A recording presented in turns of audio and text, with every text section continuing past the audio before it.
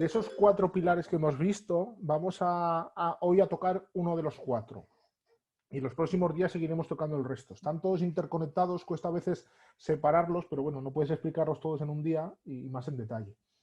El primero de ellos que consideraba interesante empezar era con el no laboreo. Ya hemos visto por qué es importante el no laboreo en la parte de materia orgánica de suelo y por qué el sistema se nos ha colapsado cuando el sistema, la visión antigua del laboreo, ha precipitado esos niveles tan bajos de materia orgánica.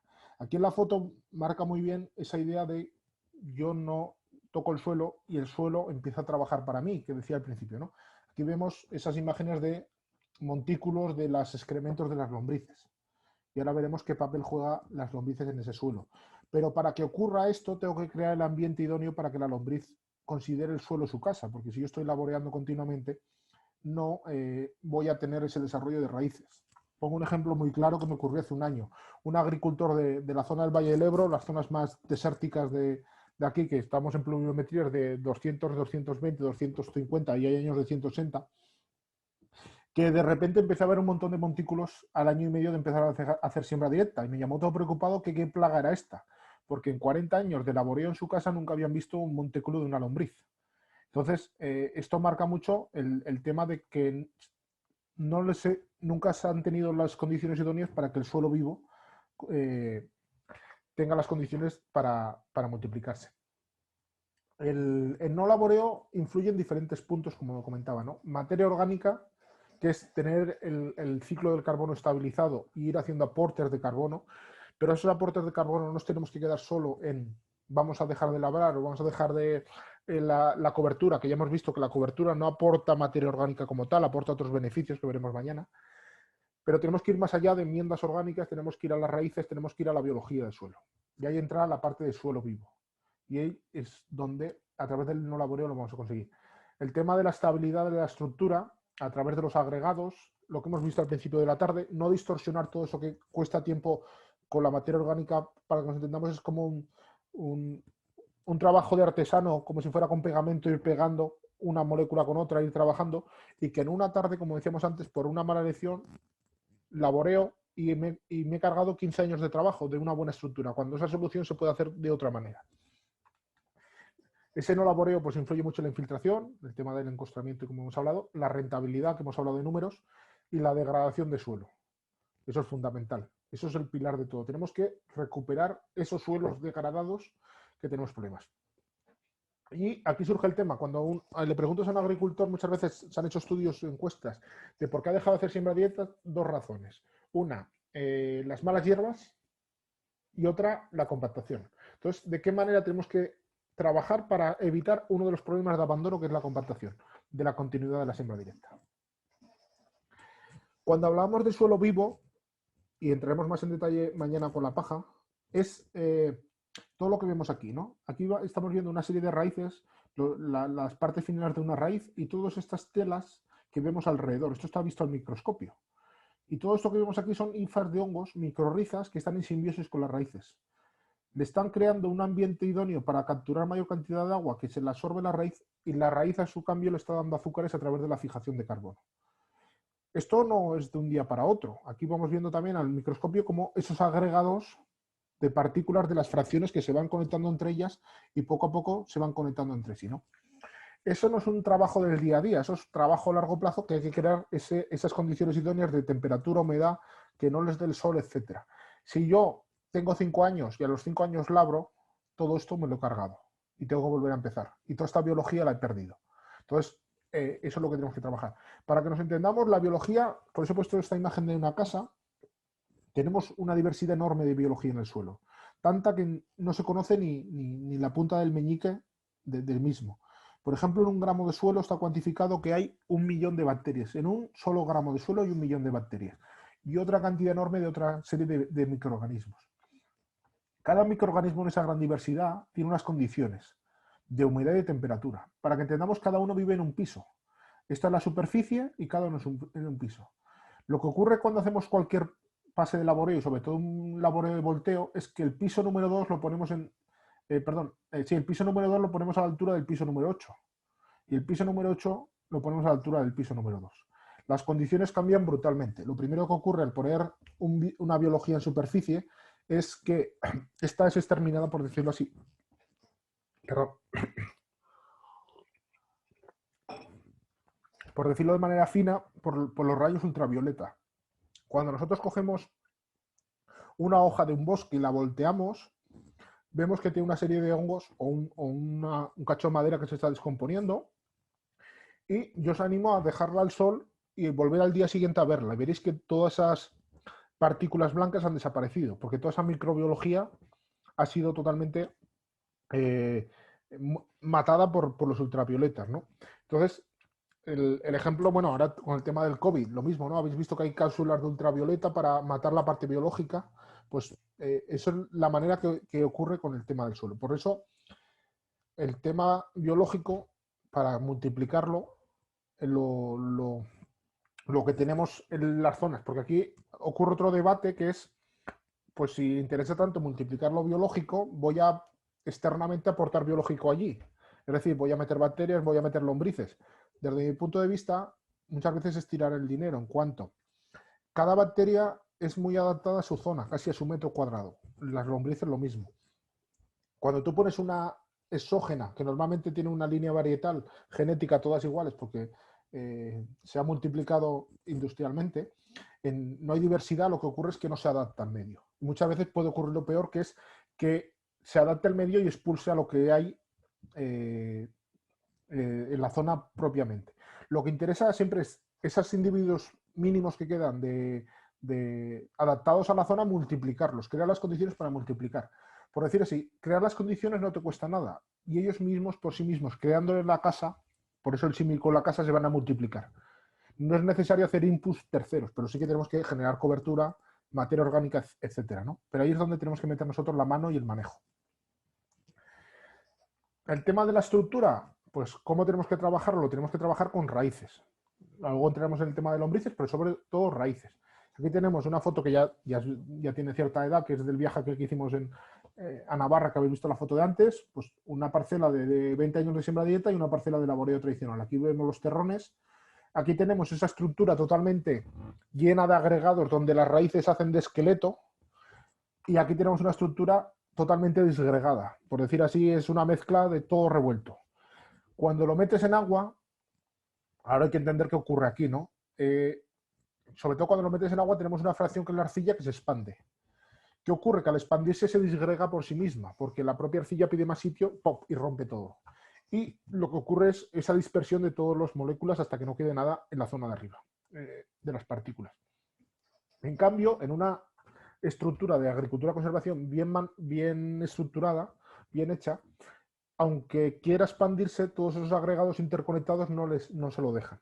Entonces, abre los poros, pero no se disgregan. ¿Esto por qué es importante? Si nosotros tenemos una parcela, en este caso aquí, de agricultura de conservación o de laboreo tradicional, los dos casos, cuando ocurre esta dispersión en contacto con el agua, lo que hace es empezar a dispersarse.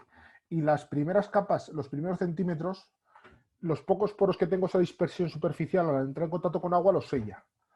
Y termina de sellar y rompe la infiltración que íbamos a tener. En cambio, mientras que esas parcelas de agricultura de conservación, como mantiene esa estructura unida y los poros, los canales no se rompen, cuando entra conseguimos toda esa buena infiltración. Este es el razonamiento por lo que hemos visto antes, que las parcelas con buena cobertura y buena estructura infiltran muy bien y reducen al máximo las escorrentías y las erosiones. En el caso de las raíces, pues tenemos que trabajar con diferentes raíces. Tenemos que trabajar con raíces de los cereales, tenemos que trabajar con raíces de oleaginosas pivotantes o raíces de cultivos de la flora espontánea de verano, que también es de tipo pivotante, y tenemos que trabajar con las raíces de las leguminosas, que es más expansivas, tipo bulbo. Cada una nos van a dar una serie de beneficios. Y al final lo bueno es que todo el suelo se generen un montón de túneles, como si fuera un hormiguero, todo ligado por las raíces tanto principales como secundarias. Aquí no me ha dado tiempo y os pongo pantallazos de una ficha técnica que mandamos hace poco a los socios del tema de... Estos son cosas de las que hacemos con el tema del canal de información, se generan fichas técnicas para que el socio esté formado en cada tema, ¿no? y es el tema de la compactación y cómo solucionarla. La compactación va ligada a una pérdida de la densidad, perdón, un aumento de la densidad aparente y pérdida de porosidad. Por lo tanto, un limitante en el desarrollo del crecimiento de las raíces. Esa pérdida de la densidad aparente principalmente va ligado normalmente al paso de maquinaria por encima, que va generando compactación.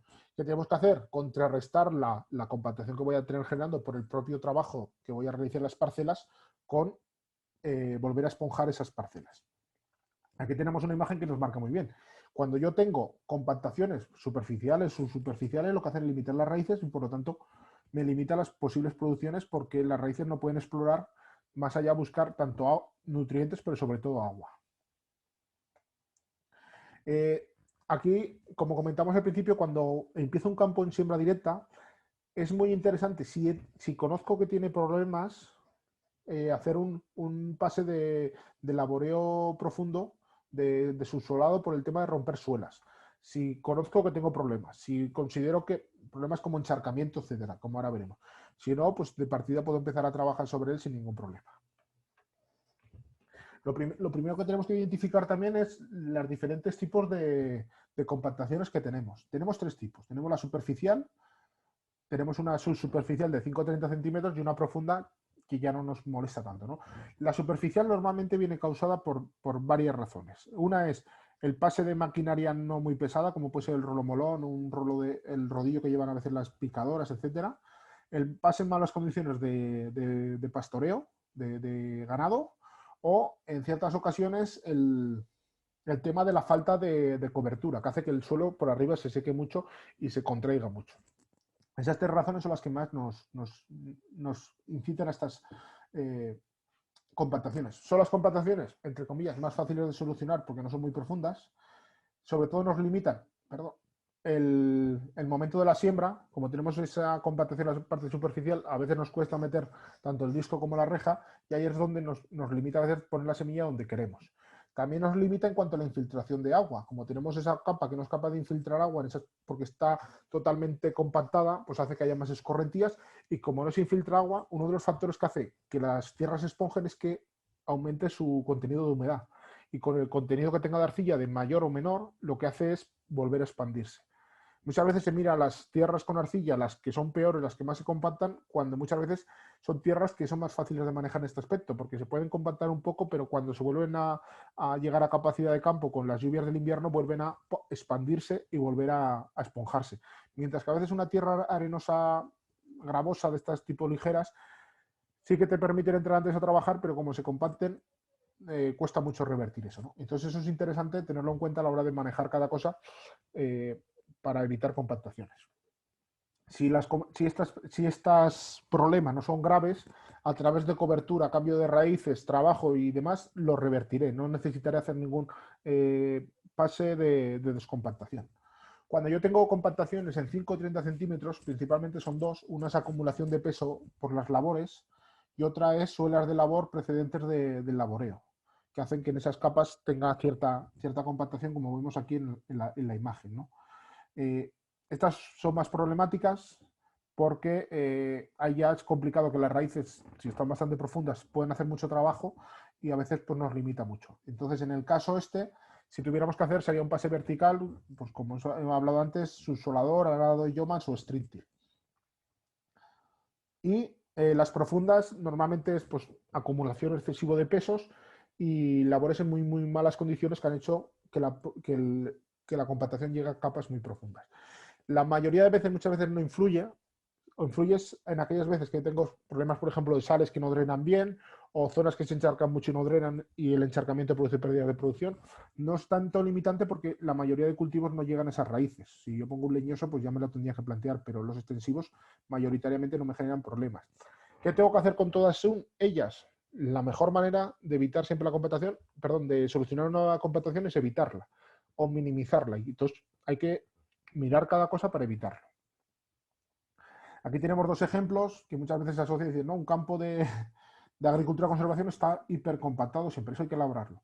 Y aquí tenemos el ejemplo del campo al lado del laboreo tradicional donde no tenemos una, sino tenemos dos suelas de labor por las diferentes labores que hemos hecho. Tenemos un suelo totalmente apelmazado porque no tenemos raíces. Siempre que tengamos raíces y vida en el suelo, siempre se va a esponjar. Siempre que tengamos mayor nivel de materia orgánica, vamos a tener mayor porosidad, entonces ahí es donde tenemos que trabajar. Aquí vemos totalmente que en el bloque baja las raíces hasta las capas inferiores sin ningún problema. Vale, indicadores de problemas de compactación en las superficiales, como hemos dicho, el problema de la labor de siembra, la emergencia, y es donde el cultivo te lo va a indicar. Cuando son superficiales, las vamos a empezar a ver de ahora en adelante, a partir del mes de marzo en adelante, tanto en raíces como en el propio desarrollo del cultivo, que podemos ver limitaciones de agua y demás, porque las raíces están buscando agua y no son capaces de romper estas capas, etcétera. Y las raíces profundas puede ser que solo las veamos cuando haya, perdón, la compactación profunda solo puede ser que la veamos cuando tengamos grandes encharcamientos que no drena bien el campo, ¿no? Entonces ahí a lo mejor es cuando nos marca un poco. Mi recomendación, antes de hacer cualquier gran labor, en una superficie, imaginemos, de 40, 50 hectáreas, es hacer una calicata. Porque una calicata te cuesta 100 euros. Hacer el pase de un subsolador a toda la superficie de 50 hectáreas, estamos hablando de otros números, ¿no? Y en esa calicata ver qué ocurre en ese suelo. Si de verdad hay un limitante de desarrollo que me hace que el cultivo no me se desarrolle bien. ¿Cómo tenemos que mirar la compactación? Siempre el mejor indicador es las raíces. Las raíces son las que nos van a hablar y nos van a indicar. Hay penetrómetros y demás, pero yo siempre que vengáis a cualquier jornada de Agracón o aquellos socios que nos conocéis, siempre me conocen ya muchos como el técnico de la pala o el técnico del pico, porque siempre llevo el pico porque tenemos que mirar mucho el suelo. Y lo primero que tenemos que mirar siempre son las raíces. Entonces siempre mi recomendación como agricultores es que os hagáis con una pala de estas de trasplante de jardineros cuadradas y un buen pico, para que siempre que vayáis al campo, mientras vais viendo los cultivos, lo llevéis en el coche. Y cuando queráis, ¡pum!, metéis y sacáis y veis las raíces. Cuando tú ves una raíz que llega a un punto, como puede ser aquí una sola de labor, y se expande horizontalmente, que no es su desarrollo normal, ahí tenemos un problema. Entonces, al año siguiente tengo que hacer medidas correctivas para revertir eso. Si el problema no es muy grave, a través de raíces y buen trabajo, pues podemos ir cambiando eso. Si el problema es grave, pues tendremos que hacer un laboreo vertical concreto para romper la suela de labor verticalmente y que las raíces empiecen a meterse por esas grietas y empiecen a expandir todo esto. Pero siempre hay que ver cómo funcionan las raíces. Y ya como medidas preventivas correctivas, pues mira, en primer lugar siempre la compactación va ligada al peso. Entonces, nos tenemos que evitar todo el pases de maquinaria que nos podamos evitar. Eso siempre fuera. Por ejemplo, aquellas que tienen máquinas de siembra directa de disco y no mueven muchas piedras y no tienen cultivos que tengan que cosechar al rastro, pues el pase de rodillo molón de después que genera peso no lo podemos evitar. Hay ocasiones que por cosecha y demás o por sistema de reja, pues mueve piedras y hay que amolonar, pero si no, eso no lo evitamos. Yo siempre digo una frase: cada kilo extra que paseamos por el campo sin necesidad condiciona nuestras producciones. Si yo llevo el tractor lastrado porque tengo que ir a labrar, pero luego voy a ir a parcelas de laboreo de agricultura de conservación, donde no necesito tanto lastrado, que solo voy a pasear, pues nos interesa quitar el lastrado, nos interesa a lo mejor quitar la pala o muchas otras cosas, que es llevar kilos paseando y compactando. Otro tema, que es el tema de las ruedas de baja compactación, que veremos ahora, que puede ser interesante, la cobertura, que ahora veremos unas gráficas de un estudio. Y por último, a medida ya preventivas, pero sobre todo correctivas, son raíces y lombrices. Son nuestros labradores biológicos. En nuestro sistema de agricultura de conservación, a diferencia de otros sistemas, ese laboreo nos lo van a realizar nuestros cultivos y nuestras lombrices. Y los dos de manera gratuita. Creo que es interesante que en lugar de estar metiendo gasoil para labrar, estemos metiendo conocimiento en el manejo para que nuestros labradores biológicos actúen. Puede sonar algo así como decir, bueno, eso ya es que eso no es productivo, pero hay ejemplos de que sí que demuestran que haciendo bien las cosas hay mucha más rentabilidad, encima de esos suelos cada día funcionan mejor.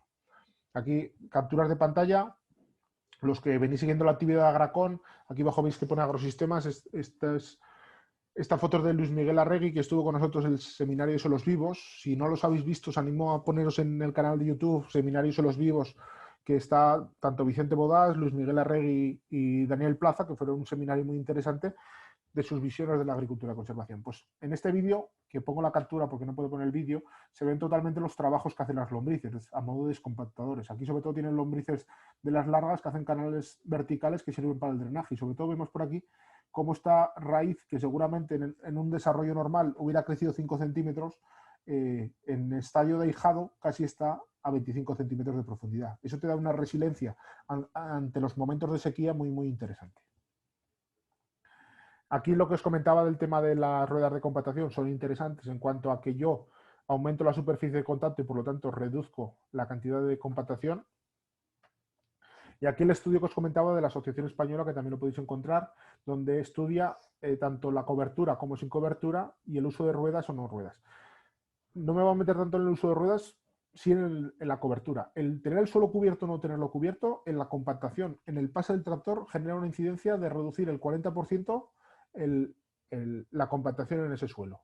Entonces, además de otras cosas, es muy interesante tener un suelo bien cubierto para cuando yo hago las labores no compactarlo. Y luego, si además de eso le sumo el tema de las ruedas de alta flotación, tanto en el tractor como en otros temas, como pueden ser las cubas, que ahora todas van equipadas así, pues aún reduzco más la compactación. Nada, aquí ya imágenes para terminar. Veremos los cultivos de servicio, como también son interesantes por el tema de las raíces pivotantes. Aquí tenemos un manto de capitanas en verano y el trabajo que generan, lo veremos más en detalle. Y por ir terminando el tema de las lombrices. Lo primero, conocer también qué lombrices tenemos. Hay tres tipos de lombrices principalmente. Las anéficas, que son las grandes, las verticales, las que trabajan hasta alta profundidad. Las epígeas, que son las que están más en superficie, que son pequeñitas, son hasta 12 centímetros. Y las endógeas, que trabajan a media profundidad, a 30 centímetros, que trabajan más en horizontal. Cada una tiene sus zonas, sus espacios y cada una hace su trabajo, ¿no? Al final, la suma de todo ello va trabajando. ¿Qué ha ocurrido? Aquí es un estudio en Francia que marca que desde 1950, que es cuando se intensificó el laboreo, a día de hoy han pasado de 2 toneladas de lombrices por hectárea a 200 kilos por lombrices por hectárea. Es reseñable la cantidad de reducción debido al laboreo, entre otras de las razones. Y hay que crear el ambiente para que todo eso se multiplique. Estas fotos son reales, no son fotos de campos enteros así, totalmente llenos de excrementos de lombrices. Y más, estas fotos son concretamente aquí en la zona de Zaragoza, en la zona perdiguera. Otra persona que conoceréis muchos, que es Fran, que habéis ido muchos a su explotación. Aquí también tenéis su cuenta de Twitter, os animo a seguir a cada persona que os pongo, os animo a seguirla porque es muy divulgadora y pone cosas, ¿no? Y aquí tenemos una de este año que subió un vídeo que es muy interesante de unos guisantes y veamos toda esa cantidad. En el vídeo lo hice prácticamente 40 hectáreas de guisantes donde continuamente tenemos todo esto. ¿Qué nos da esto de positivo? Que toda esta tierra que vemos aquí es tierra que al pasar por el tracto digestivo de las lombrices es materia orgánica que ha pasado a otros estadios, se ha descompuesto, se ha mineralizado y es tierra mucho más fértil que antes que se la comió la lombriz. Y otra cosa muy interesante que ocurre con las lombrices, por no alargarme más, es el tema de la remoción del suelo, el mover el suelo. Una lombriz, cuando esos excrementos que habéis visto en superficie no se los ha comido aquí. Ese excremento tiene posibilidades que se lo haya comido aquí. Mientras que luego la tierra que se ha comido aquí es muy posible que la haya excretado en esta zona de aquí. Y lo que te hace es mover continuamente suelo, que te hace es que no tengas excesiva acumulación de nutrientes en superficie donde tengas muchas lombrices, nutrientes que tenías en la zona baja te los ponga en superficie y te los ponga en un estadio mucho más avanzado que el bloqueado que tenías antes. Son unas trabajadoras muy, muy interesantes a tener en las explotaciones, sobre todo en la parte de estructura, que es su fin fundamental. Y por último, lo que os decía antes de las lombrices, hay que mirar las lombrices porque perdón, que me he liado. Hay que mirar las raíces porque las raíces nos marcan muy bien dónde tenemos problemas, ¿no? Entonces, es el mejor indicador para ver problemas. Vale, pues ha ido bastante en el tiempo. Y ahora abro turno de preguntas y espero tener bastantes preguntas y que la gente no se vaya con dudas. Eso lo remarco sobre todo. Espero que haya sido de interés y que la gente se anime a realizar preguntas en estos minutos que tenemos en este rato. Como os comentaba antes, ahora en un rato mi compañero os enviará una evaluación para que el curso de hoy lo evaluéis y pongáis nota a lo que consideréis de cómo ha sido y si ha sido útil o no ha sido útil. Aquella persona que quiere intervenir, pues puede abrir el micro, puede ponerlo en el chat, pero sobre todo creo que es más útil abrir el micro y hablar, que es más dinámico. Buenas tardes, Carlos. Hola, buenas tardes. Soy José Antonio Foncillas. Hola, José Antonio, buenas tardes. Y buenas tardes a todos. No, solo era por comentarte dos cosas. Lo que decía el otro Carlos de lo de los herbicidas, yo que llevo bastante tiempo y voy haciendo lo que has dicho con las rotaciones y todo eso, cuando llegas al gasto de los herbicidas de hoja estrecha, no tienes. O sea, es, vamos, un 2%, 0, 2, 3% máximo que puedes echar. O sea que de eso echas muchos menos herbicidas, tal como has dicho. ¿Eh? Y otra de las cosas que te quería comentar con respecto a lo de la sembradora de siembra directa, que claro, en la compra sí que es muy cara, pero es una máquina muy rentable porque a los 10 años te has ahorrado un tractor, que un tractor vale mucho más. O sea que lo que pasa que lo que decías, empezar es muy difícil. Para los que tienen que empezar pronto, pues ahora es difícil empezar de cero hacia adelante. Ese es el problema. ¿Eh? Por lo demás, oye, todo muy bien, que vamos aprendiendo cosas. Venga, gracias. Me alegro, José Antonio. Un poco, pues aprovechando, José Antonio es uno de los socios de Agracón que lleva más recorrido en este tema y con, muchas veces hemos hablado de muchas jornadas de eso. Lo que consigues es estabilizar el sistema con la rotación para que todo el tema de problemas de hoja estrecha, como puede ser bayueca, bromo, que veremos, no tengas que recurrir a los selectivos de 50 a 60 euros por hectárea, sino que los vas a limpiar en el año de alternativo y lleva las parcelas al día y el coste de insumos se reduce. Respecto al tema de la inversión, comparto totalmente lo que ha dicho y luego un matiz que es Esto es tú no. la inversión asusta. Agricultura de conservación, a cultivos extensivos, no labrar, no siembras directas. Rodrigo, no sé si tienes alguna pregunta. Se ha metido un micro. Lo que os comentaba que es una inversión alta, pero como bien decía José Antonio, se retorna rápidamente, es una inversión interesante. Por eso muchas veces digo lo siguiente, cada año que pasemos sin hacer la inversión, que hay que estudiarlo todo muy bien, pero cada año que pasamos ese incremento, ese diferencial de costes que tenemos, por decir así, serían las letras que tengo que pagar de la sembradora, que eso cada uno lo tiene que analizar, ¿no? Pero todos los que han pasado por ese proceso de transición, muchos una vez que ha pasado el tiempo a todo lo pasado dicen, ojalá hubiera empezado antes porque todo ese dinero que estaba gastando en tractores, en gasóleo y en horas, me lo hubiera evitado y hubiera obtenido mayor rentabilidad antes. Entonces, que cada uno en su casa tiene que estudiar su rentabilidad, pero muchas veces el decir, bueno, ya arranco el año que viene, pues cada año que pasa es dinero que cuando si estudié la contabilidad del detalle es dinero que estamos dejando de obtener. Vale. Vale, en el caso de, me comenta Raúl, secano de la zona de Valdejalón, es un secano, para los que no sois de aquí de Aragón, podemos calificar de secano árido semiárido, podemos hablar de 300, 350 litros al año. Entonces, ¿qué rotación podemos plantear ahí? Aquí tenemos varias, hay dos posturas. Que lo que tenemos que tener claro es que tenemos que rotar. Más de 2 años, y entraremos el jueves en ello, pero más de 2 años seguidos cereal no es adecuado. Porque entonces es como decía José Antonio, es cuando se nos disparan los costes de herbicidas, concretamente los de hoja estrecha y los problemas, ¿no? Entonces, el tercer año de alternativo, la opción del barbecho es una opción, pero el barbecho hay que entenderlo como es, ¿no? No es el barbecho laboreado, tenemos que hacer un barbecho, el que denominamos cultivo de servicio espontáneo, que nos gusta más ese nombre, o barbecho químico. Esa es una opción. La otra opción es estudiar los cultivos alternativos que me pueden dar rentabilidad.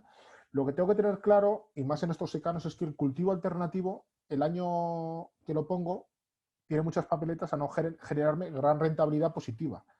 Pero pensemos que el barbecho químico, la referencia que tenemos son 30 euros de coste al año, 30 o 45 si tenemos que repetir aplicación.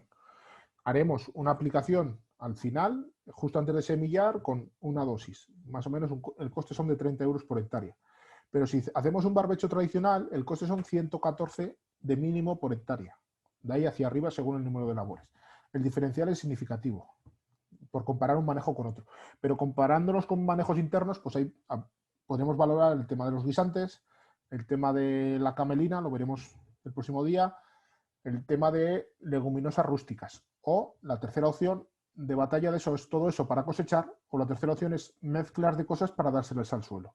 Esa es una opción, que hay agricultores que tenemos experiencias en la zona del bajo, de lo que sería Sástago, de la Ribera Baja, que el 30% de su explotación la hace con cultivos de servicio. 2 años de producción y 2/3 de su explotación para cosechar en cereales, 1/3 de la explotación de cultivos de servicio para dárselo al suelo, porque decidió que las cuentas le salían mejor orientando todo al cultivo de servicio con unos manejos diferentes que hacer cultivos alternativos para cosechar. Pero eso lo veremos más en detalle el próximo día.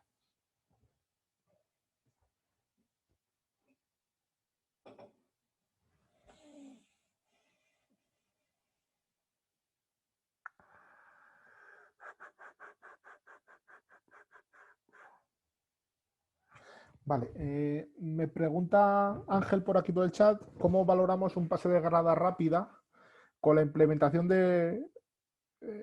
para que sirva de cultivo de servicio las malas hierbas y lo que ha podido caerse de los granos de la cosechadora? Yo en esta idea, en lugar de plantearme a lo mejor la grada rápida, que tiene un coste mayor de la propuesta que te voy a hacer yo, me plantearía, luego es otro tema si tengo la herramienta o no tengo la herramienta, pero para mantener la línea de mantener ese suelo con toda estructura íntegra y no distorsionar esa parte superior, en lugar de pasar con la grada rápida, pasar con una grada de púas como la que os enseñaré mañana para la paja. Es un chasis con una serie de muelles metálicos que lo que hace es, se usa para distribuir la paja. Es un poco la adaptación de las gradas ecológicas para quitar la hierba entre las líneas, pues para distribuir la paja. Entonces eso también nos serviría para hacer una falsa siembra y todo aquello que está en condiciones de germinar cuando tengamos agua nos nacerá. Y adelantaríamos esas nascencias de todo eso. Tanto para hacer una cobertura, por ejemplo, para hacer un girasol, o también para hacer ayudar a que germine antes para que me nazca antes de la siembra. Eso es una herramienta interesante que veremos mañana. Que luego cada uno tiene sus herramientas y plantea pues el tema de una grada rápida o porque tiene una máquina combinada de mínimo laboreo, pues cada uno con sus herramientas, ¿no? Intentando, aquí no hay tampoco unas soluciones sota caballo rey, hay que adaptarlas a cada explotación y cada uno por lo que le puede interesar. Pero puestos a elegir, por costes y por integración en el manejo, me decantaría por ese apero de púas que yo animo a cada uno a interesarse por él y que es interesante tenerlo en sus explotaciones porque aporta cosas. Vale, Samuel comenta el tema de las plurianuales. El tema de plurianuales, cómo eliminarlas sin laborear, y el tema del glifosato. Porque el tema del glifosato no las está controlando. Lo primero que tenemos que tener por centrar el tema, no sé si en el resto de España, me imagino que también, el tema de las plurianuales siempre se ha tenido como un parámetro que la presencia de una plurianual es porque el campo está abandonado porque se supone que no lo has labrado. En esa idea de ese paradigma que aún no ha cambiado mucho y sobre todo la administración desde la visión de que si no labras el campo es que lo has abandonado. Entonces esa presencia hasta ahora se medía como campo abandonado, sanción de condicionalidad del 3% a día de hoy, luego el 9% y los porcentajes que sean. ¿Qué ocurre? Nosotros tenemos en las lindes esas plantas plurianuales como puede ser un cisallo que van colonizando las parcelas. Si no las vamos laboreando, pues pueden ir colonizando y pueden ir entrando. Mi respuesta son 2 planteamientos. Aquellas zonas que tienen aún la concentración parcelaria sin hacer, con las parcelas muy pequeñas, son muy complicadas de llevar a cabo. Estoy pensando en zonas como que conozco, de la zona de Farlete, la zona de Pina de Ebro, todas esas zonas, esos secanos son muy jodidos de llevar, porque por mucho que intentemos meter ahí mucho manejo, como tengo las lindes tan cerca, en 1 año y medio tengo el cisallo, la semilla del cisallo en el centro.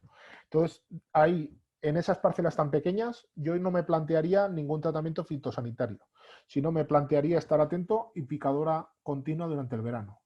El tema aquí, y es una cosa que vamos a evaluar y alguno que habéis venido a jornada lo habéis visto, el cisallo agronómicamente no genera ningún problema. Todo lo contrario, igual que utilizamos la salsola para cubiertas, en Pina de Ebro estamos trabajando con cubiertas de cisallos bien manejadas, bien picadas para que no generen problemas administrativos, ¿no? Pero estamos recuperando tierras muy, muy degradadas de los secanos, como pueden ser secanos de Pina de Ebro, de Bujaraló, de Fuentes de Ebro, que están muy, muy erosionados para que vuelvan a ir produciendo poco a poco. Entonces, por centrar el tema, parcelas pequeñas, estar atentos en verano para picarlas bien y aquello no sea una locura. Que son un poco más grandes, controlar, picar bien la zona del borde, y parcelas que son más grandes, si vamos a controlarlas, tenemos que controlarlas con hoja ancha, no con glifosato. Es un error que comentaremos el día de las cubiertas de verano, que se ha entendido siempre el glifosato como una herramienta que mata todo, cuando es un herbicida de amplio espectro. Y eso significa que no controla todo. Que las gramíneas las controla muy bien, pero todo lo que es hoja ancha, dicotiledóneas, a partir de ciertos estadios se lleva muy mal. Y algunas concretas, como es la coniza y otras, enseguida genera resistencia. Los que tenéis frutales, los que tenéis leñosos, pues en las calles, el tema de la coniza, ya sabéis lo que ha ocurrido con el glifosato, porque no es el adecuado para controlar eso. Y aplicado reiteradamente ha generado problemas. Entonces, si ese cisallo lo controlamos fitosanitariamente, tendremos que ir a la máxima dosis que marca el registro, porque a diferencia de un anual, tenemos que ir a la dosis máxima, en este caso de 2,4-D, que es el autorizado para controlar barbechos. Y no queda más. La tercera opción es laboreo, pero no es la más adecuada. Y nosotros en la administración estamos RQR para que parcelas que están bien picadas y bien manejadas, que se vean que no están abandonadas, que se ve el cultivo, que no se consideren abandonadas aunque haya presencia de cisallos. Y eso poco a poco sí que lo valoran de otra manera, como hace años.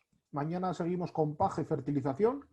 Vamos a ver qué importancia tiene la paja, cómo manejarla, cómo trabajar en la fertilización. La fertilización la preparación del tema es un tema complicado, porque a día de hoy la parte de la fertilización mineral hay tantas soluciones que comentarlas así todas tan rápido es complicado, ¿no? Entonces vamos a trabajar sobre todo la parte de la fertilización orgánica, la parte de los nutrientes, cómo hay que calcular las extracciones, etcétera.